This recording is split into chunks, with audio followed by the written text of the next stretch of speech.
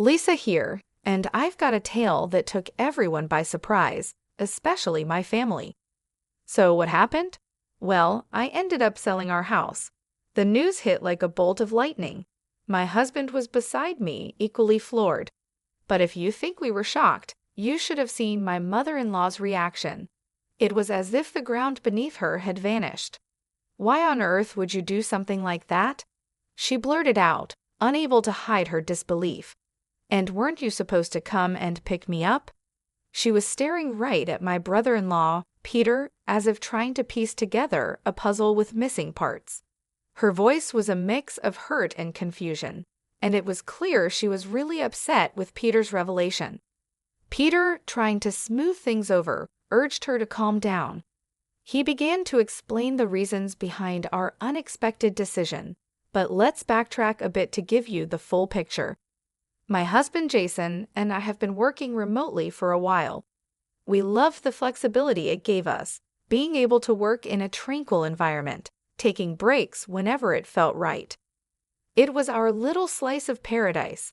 Then my mother-in-law moved in. Don't get me wrong, we were financially okay, so hosting her wasn't a problem. But soon questions began. "Why aren't you two going out to work?" she'd ask, eyeing us with a hint of disapproval. Her questions felt like a heavy weight, pulling me down into a sea of doubt. This wasn't new. When she first brought it up, we tried explaining the concept of remote work to her, but it didn't quite stick. "But aren't you just playing around?" she would challenge us, her tone dripping with skepticism. "I've mentioned this to Jason too. Are you even listening? When will you start taking life seriously? What about your future?" It was clear she couldn't wrap her head around our lifestyle. "I'm so worried. Did I make a mistake coming here? Maybe I should have gone to Peter's place," she'd often lament. Speaking of Peter, he's Jason's brother, married to Olivia, a woman of considerable wealth. Peter's living quite the comfortable life, thanks to Olivia's fortune. We were asked to keep this detail from my mother-in-law, on Peter's request.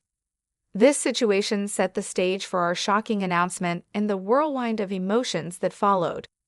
It was a moment we'll never forget, revealing layers of misunderstanding and concern within our family dynamic. In our family, Peter's home is often talked about as if it's a grand palace from a fairy tale, sprawling and magnificent, quite unlike our modest abode. My mother-in-law frequently dreamt aloud about moving to Peter's place, which she fancied would eventually become her residence.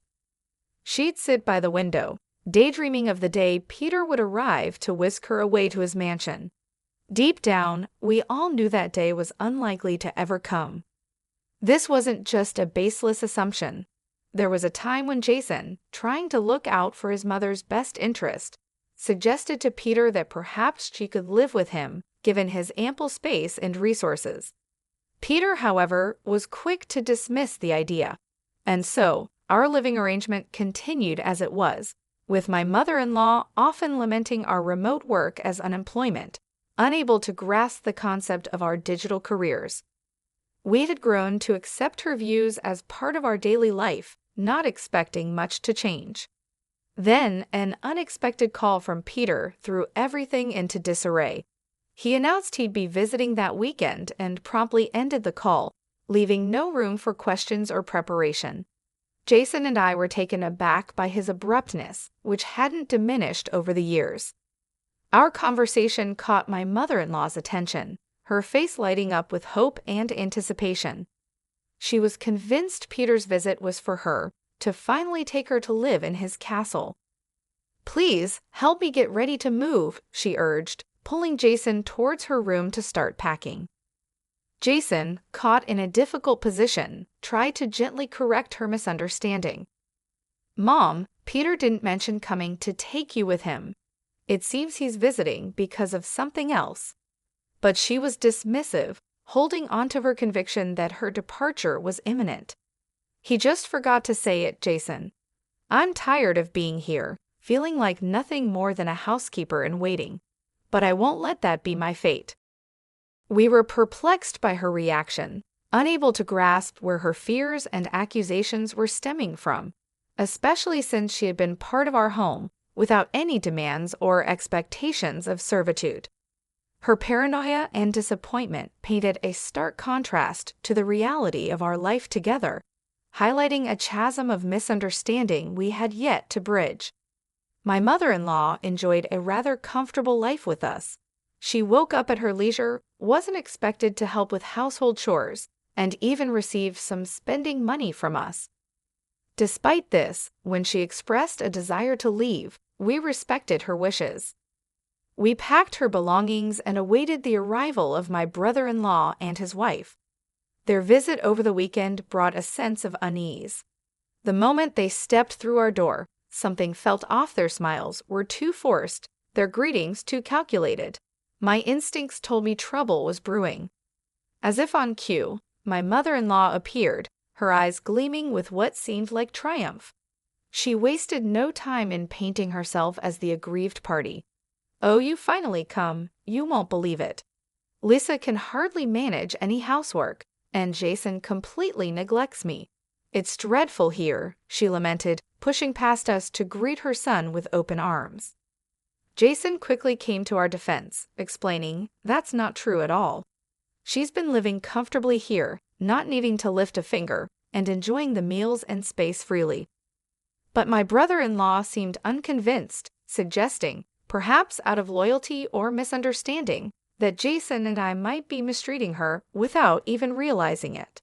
My mother-in-law nodded along, playing the role of the victim perfectly. Despite our frustration, Jason and I kept our cool and welcomed everyone to the living room for tea, trying to maintain a semblance of hospitality amidst the tension.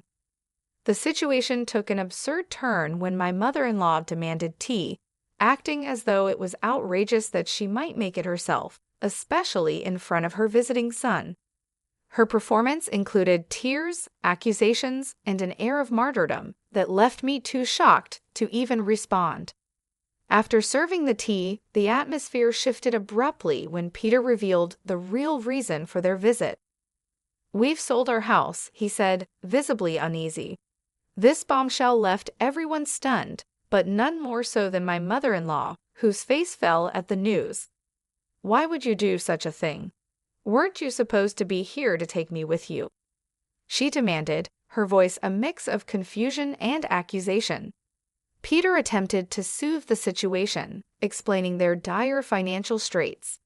The sale of their home had been a desperate measure to clear debts, and now, with no place to go, they were hoping to stay with us. This revelation changed everything, casting the day's earlier tensions in a new, sobering light. Peter shared with us, almost too casually, the reason behind his sudden visit. "I tried to start my own business, but it didn't take off. These things happen, right?" he said, managing to laugh off his predicament. Both Jason and I couldn't help but sigh deeply at his nonchalance. Despite the lighthearted way he spoke, the gravity of the situation was clear. "We just need a place to stay until we can find a new home. Please, we have nowhere else to turn," Peter pleaded, with his wife nodding in agreement beside him. Their faces were a picture of desperation. Faced with their plight, our initial frustration gave way to a reluctant understanding. Despite the complicated feelings swirling within us, the bottom line was they had no place to go. We agreed to let them stay, on the condition that it would be a temporary arrangement, lasting no more than a month. Peter, still in his oddly cheerful mood, agreed quickly and went off to prepare for their move. After their departure, the house fell silent, with my mother-in-law lost in thought. Jason and I wondered if she was still processing the shock of Peter's financial debacle. The next day, Peter and his wife's belongings arrived in droves, overwhelming us with their sheer volume.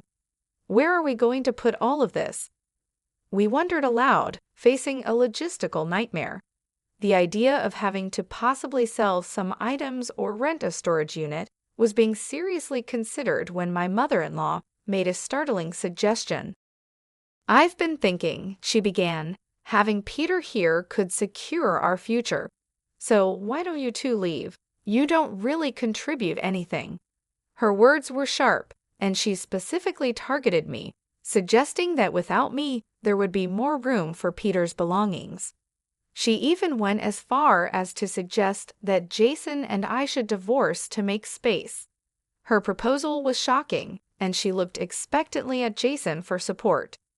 "What are you talking about?" Jason responded, his voice filled with disbelief at the turn of the conversation. However, before we could delve deeper into this outrageous suggestion, Peter and his wife walked in, greeted warmly by my mother-in-law. Despite the turmoil caused by her words, Jason decided to set the conversation aside for the moment and address the immediate issue of the clutter. Addressing his brother, Jason made it clear that the sheer amount of stuff was overwhelming. "You'll need to figure out what to do with all these things. Maybe sell some or rent a locker," he advised, trying to manage the situation as best as he could.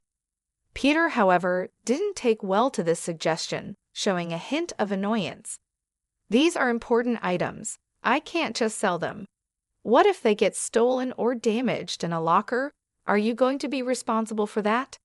This exchange highlighted the selfish streak in Peter, who seemed more concerned about his belongings than the strain their presence was putting on our living situation. Jason, trying to maintain peace, reminded him, "This is our home. It's only fair that you try to accommodate us while you're here. If the arrangements aren't to your liking, it might be best to find another place sooner rather than later." The conversation was abruptly interrupted by a shout from my mother-in-law, signaling another chapter in our ongoing domestic drama. In a moment that felt surreal, my mother-in-law made a declaration that took everyone by surprise. She boldly suggested that since Jason and I were apparently not content with Peter's situation, and what she perceived as our lack of contribution, it would be best if we left. According to her, we were nothing more than freeloaders, taking up space while Peter was attempting something ambitious with his business venture. Our remote work, she dismissed as mere idleness, an unnecessary presence in what she implied was her domain.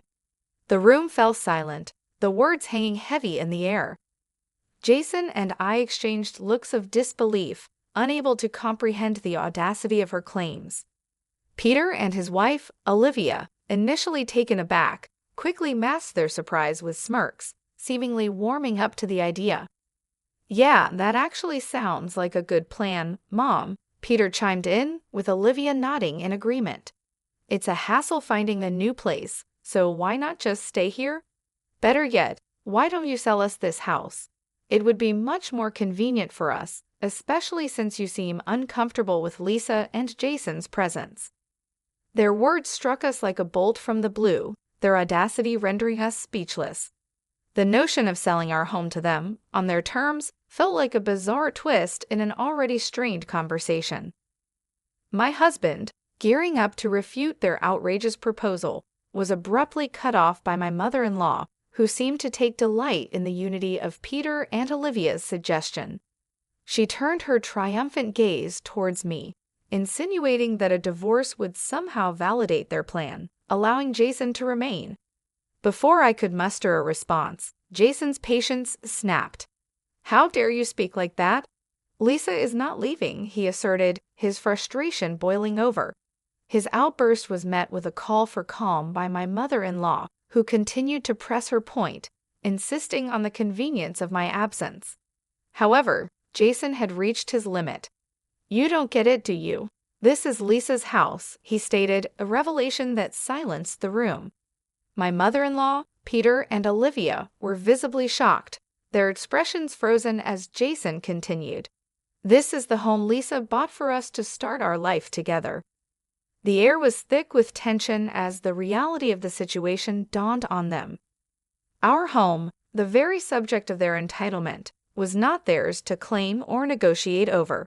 It was a testament to our shared life, our struggles, and our achievements, a place they had no right to challenge. In a moment filled with tension and disbelief, my mother-in-law challenged the reality of our household dynamics with a scoff, suggesting that traditionally it should have been Jason, my husband, who took on the financial responsibilities of purchasing our home. Yet in our family, there were no such conventional roles.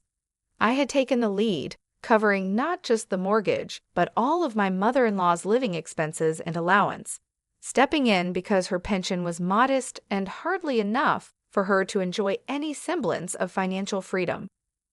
Jason, with a look of frustration and disbelief, countered her outdated views, emphasizing that I had willingly shouldered these responsibilities to ensure her comfort and well-being. Despite his clear explanation, my mother-in-law laughed off the idea in disbelief, mockingly accusing me of spending my days idly and insisting that her allowance must be secretly funded by her own pension, given that, in her eyes, I couldn't possibly afford such generosity on my own. Her accusations escalated, boldly claiming that I was mishandling her pension and demanding that Jason divorce me on the spot, suggesting a future where he, along with Peter and Olivia, would be better off without my alleged deceit. Standing my ground, I refuted her baseless claims with tangible proof, my paycheck a testament to my success and independence. The document visibly shocked her and the others, silencing their unfounded allegations. I explained that not a penny of her pension had been touched for her living expenses since she moved in with us. If anything, it was her constant interference and unjustified demands that were the real issue, not my alleged incompetence or dishonesty. I stood firm, stating that if she found our arrangement so disagreeable, she was free to leave at any time. Jason, backing me up, addressed Peter and Olivia directly, reminding them that their stay was meant to be temporary and born out of necessity, not preference. His stern tone, a rare occurrence, visibly unnerved them, marking a clear boundary and expectation of respect within our home. Attempting to lighten the mood, or perhaps realizing the gravity of the situation, Peter made a flippant remark about the surprising amount I earned. Yet the undercurrent of tension remained, a clear reminder of the challenges and misunderstandings that had come to light, prompting a moment of reflection on respect, responsibilities, and the true meaning of family support. In a moment of unexpected warmth, Peter and his wife, Olivia, acknowledged the misunderstanding and misconceptions about me. "Maybe we could learn a thing or two from you," Peter said with a smile, suggesting that my business acumen was not only impressive, but also something worth emulating. Despite their newfound respect, my mother-in-law remained steadfast in her disdain, dismissing my contributions and insisting that both Jason and I were nothing more than obstacles in her and Peter's path to success. Her words were sharp, filled with a conviction that left us no choice but to confront the reality of our situation. "If that's how you see it, we'll find a new place to live," I said, the weight of our decision heavy in the air. "You'll have to manage the mortgage on your own. And remember, we won't be around to help if you find yourselves in over your heads." The thought of maintaining her lifestyle without our support seemed to strike a nerve with my mother-in-law, but her pride quickly overshadowed any signs of worry. As we stood firm in our decision, Peter and Olivia attempted to intervene, their earlier acknowledgement of my skills now mixed with panic at the thought of us actually leaving. However, my mother-in-law, ever determined, silenced their protests with a fierce glare and a challenge for Peter to prove himself as a future CEO by using her pension to start his own company. With her words echoing a finality, we decided it was best to sever our ties and move forward without them. In time, we transferred the house's mortgage to Peter's name and started anew, finding peace away from the constant criticism and unrealistic expectations. However, our respite was short-lived.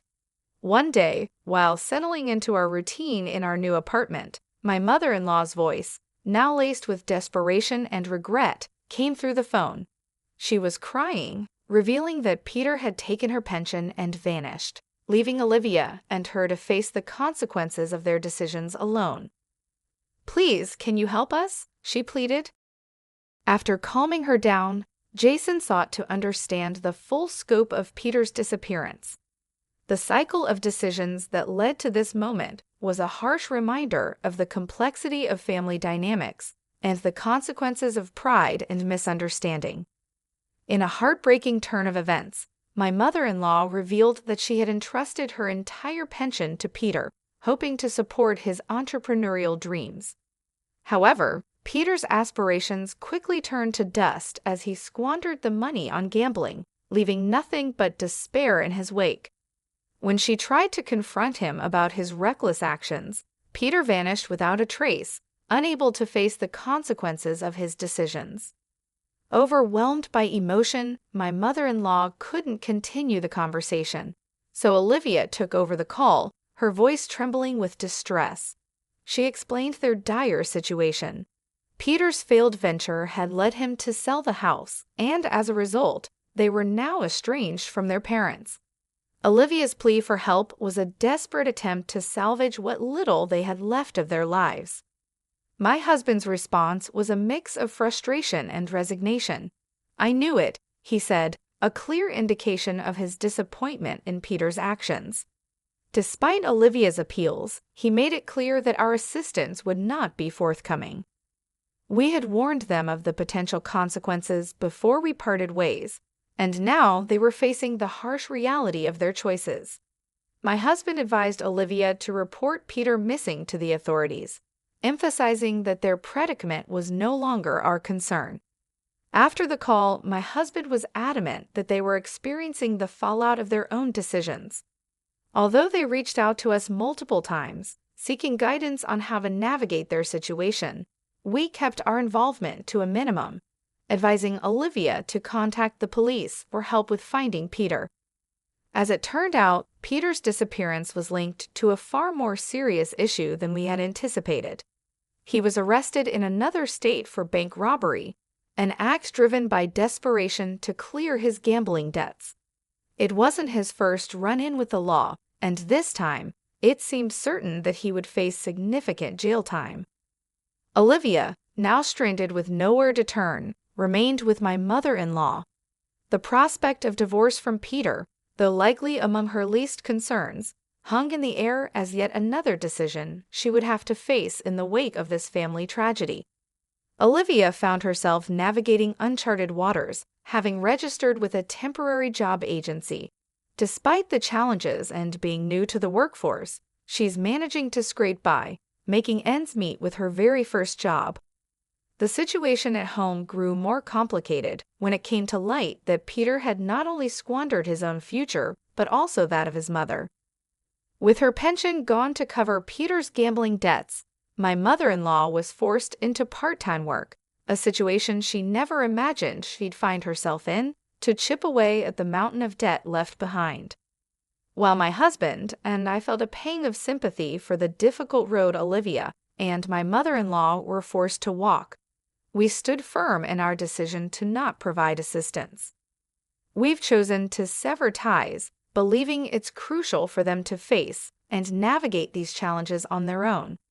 This decision underscores a belief that sometimes experiencing life's sternest lessons is the only way to truly understand and appreciate its value. Despite the turmoil that followed my mother-in-law's stay with us, my husband and I have found solace in the return to our tranquil life. The events that unfolded served as a reminder of the unpredictable nature of life and the importance of making wise choices. As for Olivia and my mother-in-law, they're on a journey of their own, one that is undoubtedly tough, but also filled with opportunities